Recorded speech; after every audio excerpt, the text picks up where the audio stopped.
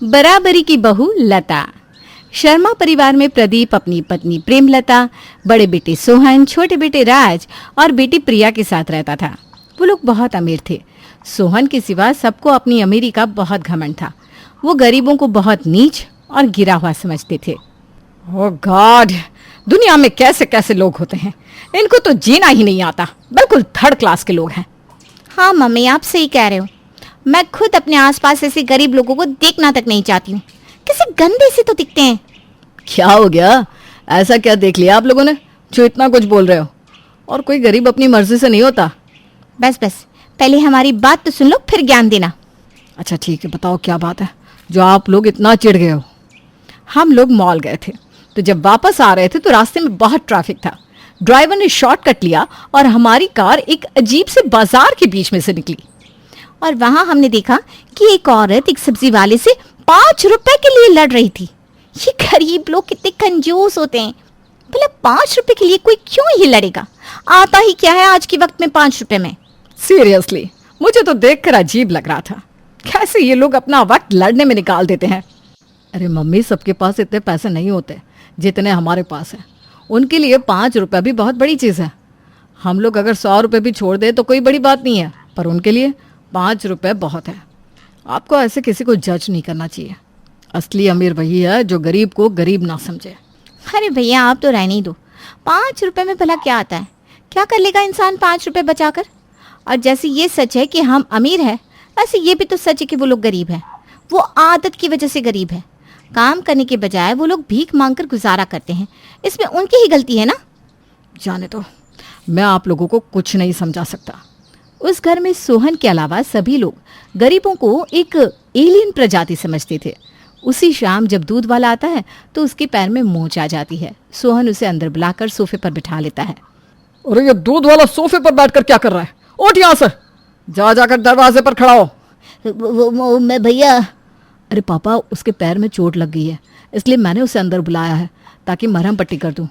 ऐसे में बेचारे से तो चला भी नहीं जा रहा। उसे आराम करना चाहिए, पर ये तो दिन भर काम करने वाला है। ऐसे में जख्म ज्यादा हो जाएगा ना। ओह गॉड सोहन, तुम क्या करते रहते हो? मरहम पट्टी करने की क्या जरूरत है? कुछ पैसे दे दो, डॉक्टर के यहाँ जाकर पैर ठीक करा लेगा। तुम क्यों ऐसे लोगों को घर में बुला लेते हो और खुद उनकी सेवा में लग जाते हो जैसे ये गरीब लोग राजा महाराजा हो? हाँ, और नहीं तो क्या भैया। ये लोग पता नहीं कहाँ कहाँ बैठते होंगे, भैंसों को नहलाते होंगे, उनका गोबर उठाते होंगे, और आप इन्हें बुला के सोफे पर बिठा लेती हो। छी छी छी। अब तो ये सब गंदा हो गया। इसको फेंक कर नया ही लेकर आना होगा पापा। अब ये हमारे बैठने के लायक नहीं रहा। मैं चाहता हूँ, वरना मेरी वजह से आपका घर भी अशुद्ध हो जाएगा। अरे नहीं नहीं, तुम घबराओ नहीं, बैठे रहो, मैं तुम्हारी मरहम पट्टी कर देता हूँ, फिर जाना। और आप लोग अगर मदद नहीं कर सकते तो जाकर अपना काम करो ना, मुझे मेरा काम करने दो। सोहन उस दूध वाले को वापस बिठाता है और उसकी मरहम पट्टी करता है। ये देखकर बाकी सबका मुंह बन जाता है। उसके जाने के बाद प्रेमलता कहती है, ये सोफा उठाओ और कबाड़ में फेंकाओ और पूरे हॉल की धुलाई करो। ये अब क्या बोल रही हैं मम्मी? ऐसा क्या ही हो गया जो आप सोफे ही बाहर फेंकने को कह रही हैं? तुझे अपनी मनमानी करनी थी, तूने कर ली ना। अब अपना मुंह बंद रख। जिस सोफे पर वो दूध वाला बैठा था, मैं उस पर नहीं बैठ सकती। नया सोफा खरीदूंगी मैं। हे भगवान, आप लोगों को तो अब भगवान ही समझा है। तभी सोहन का छोटा भाई राज घर में आता है और चिल्लाकर कहता है, ब्रिंग मी अ टॉवल। कोई है या सारे मर गए? क्या सर? ओह माय गॉड, इन गरीब जाहिलों को इंग्लिश भी नहीं आती। तौलिया ले आओ। किसने इनको काम पे रख लिया? ठीक है सर। क्या हो गया बेटा, क्यों गुस्सा कर रहे हो? अरे जैसे ये गरीब वैसे इन गरीबों के बच्चे। अभी बाहर एक गरीब के बच्चे ने मुझ पर कुल्ला कर दिया। मुझे तो बहुत गुस्सा आया, लेकिन करता भी क्या। छी छी छी, कितने गंदे होते हैं ये लोग। जाओ ठीक से नहा लेना। अरे बच्चे तो शरारत करते हैं, इसमें क्या बड़ी बात। बचपन में मैं भी तो ऐसे शैतानियां करता था, कोई बात नहीं। अब तो रहने ही दो भैया, आपको पता नहीं ये गरीब अच्छे कैसे लगते हैं। उनका जीवन ऐसे ही चल रहा था। और फिर एक दिन सोहन एक लड़की से कोर्ट मैरिज करके उसे घर ले आता है। सोहन को लड़की के साथ देखते ही प्रेमलता गुस्से से भर जाती है। ये तूने क्या किया सोहन? शादी करनी थी तो कम से कम हम लोगों को बता तो देता। अगर मैं आप लोगों को बता देता तो आप लोग शादी करनी ही नहीं देते। हम लोग मॉडर्न सोच वाले लोग हैं, हमें लव मैरिज से कोई फर्क नहीं पड़ता। तेरी शादी में करोड़ों रुपया लगाकर ऐसी शादी करती कि पूरी दुनिया देखती कि किसी रईस की शादी हो रही है, लेकिन तूने सब खराब कर दिया। बात लव मैरिज की नहीं है मम्मा। बात यह है कि रीमा अनाथ और गरीब है, पर मैं उससे बहुत प्यार करता हूँ और वो भी मुझसे बहुत प्यार करती है, इसलिए मैंने बिना आपको बताए शादी कर ली। ये सुनकर सोहन के परिवार के सभी सदस्य गुस्सा हो जाते हैं। Oh my God, this is insane. तेरा दिमाग खराब हो गया क्या बेटा? या इस लड़की ने तेरे ऊपर कोई काला जादू किया है? तूने एक गरीब लड़की से शादी कर ली, तूने कुछ भी नहीं सोचा हमारे परिवार की इज्जत के बारे में? अब क्या जवाब दूंगी मैं अपनी किटी पार्टी की सहेलियों को? ये सब तूने क्या किया? कम से कम बहू तो बराबरी की लाता। अरे माँ, इतना क्यों ओवर रिएक्ट कर रही हो? मुझे जो पसंद है मैंने उससे शादी कर ली। दुनिया को दिखाने के लिए शादी नहीं की है मैंने क्या क्या सोच कर रखा था, मेरी भाभी ऐसी होगी वैसी होगी, और आप ये क्या उठा कर लाए हो? कोई स्टैंडर्ड है इनका, देखो तो कैसे कपड़े पहने। प्रिया, तमीज से बात करो। ये भाभी है तुम्हारी, अगर एक और शब्द गलत बोला तो अच्छा नहीं होगा। इसी बात का तो दुख है भैया कि ये हमारी भाभी है। ऐसी भाभी लाए हो आप कि हम किसी से मिलवा भी नहीं सकते। एक गरीब लड़की को भाभी कैसे बोलूं? सोहन, ये तुमने ठीक नहीं किया, पर अब जो हो गया सो हो गया।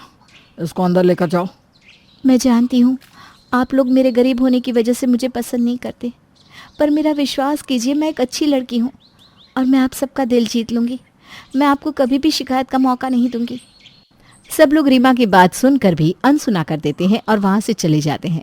उसके बाद सोहन भी रीमा को लेकर अपने कमरे में आ जाता है। मुझे माफ़ कर देना रीमा कि मैं तुम्हें ऐसे परिवार में ले आया। अरे, आपने तो पहले ही बताया था कि आपका परिवार कैसा है। मुझे उनकी कोई बात बुरी नहीं लगी, और आप देखना, जितना प्यार आप मुझे करते ना, आपका परिवार भी मुझसे उतना ही प्यार करेगा एक दिन। रीमा अपने ससुराल में घुलने मिलने की कोशिश करने लगती है, पर उल्टा वो लोग उसका मजाक बनाते हैं। एक दिन प्रिया अपनी सहेलियों के साथ बैठी थी तो वो रीमा से कहती है, भाभी यहाँ तो आना जरा। हाँ बोलो ना, क्या बात है? भाभी तिरामिसू खाओगी? तिरामिसू, ये क्या होता है? कुछ कचौड़ी जैसा है क्या? ये सुनकर वहाँ मौजूद सब लोग हंसने लगते हैं। भाभी तुम ना बिल्कुल गवार हो। सॉरी, मेरा मतलब गाय हो, गाय। तिरामिसू एक फ्रेंच डिजर्ट होता है। ओह अच्छा, नहीं, आप लोग खाओ। ऐसे ही कोई ना कोई बात पे रीमा का मजाक बनाया जाता। रीमा अंदर ही अंदर दुखी होती, लेकिन किसी को कुछ ना कहती। एक दिन प्रेमलता रीमा को एक मॉडर्न ज्वेलरी पहनने को देती है। अरे लड़की, इधर आ। तुझे और मेरे बेटे दोनों को ही हमारी इज्जत का ख्याल तो है नहीं, लेकिन अब क्या करें, ना चाहते हुए भी तू है तो हमारे खानदान की। ये ले, इसको पहन ले, ताकि खानदानी तो लगे कम से कम। जी माँ जी, अभी पहन कर आती हूँ। रीमा कमर में पहनने वाली ज्वेलरी को गले में पहन कर आती है। ये देखकर सभी लोग उसका मजाक उड़ाते हैं। ओह थैंक गॉड कि तुमने ये मेरे सामने ही पहना। किसी और के सामने पहन लिया होता तो वो तो हंस हंस के पागल हो जाता। मैंने इस तरह की ज्वेलरी पहले कभी देखी नहीं है। वो तो बात ऑब्वियस है, इतनी गरीब हो तो कहाँ से देखी होगी। वो लोग रीमा को नीचा दिखाने का कोई मौका नहीं छोड़ते थे, पर रीमा उन बातों पर ज्यादा ध्यान नहीं देती थी और अपने काम से काम रखती थी। वो सुबह सुबह उठकर आरती किया करती, पर उसका देवर राज सुबह सुबह तेज आवाज में गाने बजाता था। देवर जी सुनो ना। हाँ क्या हुआ, बोलो क्या काम है? मैं आरती कर रही हूँ, थोड़ी देर के लिए गाना बंद कर लीजिए ना। अरे प्लीज, सुबह सुबह आरती कौन करता है? और मेरी आदत है हर रोज सुबह गाना बजाने की, मैं बंद नहीं करूंगा। और तुम्हें आरती करनी है तो ठीक है, करो जाकर। मैं तुम्हें रोक तो नहीं रहा हूं ना, तो तुम मुझे क्यों रोक रही हो? रीमा कुछ नहीं बोलती और वापस आकर आरती करने लगती है, और राज गुस्से में गाने की आवाज़ को और तेज कर देता है, लेकिन रीमा आरती करती रहती है।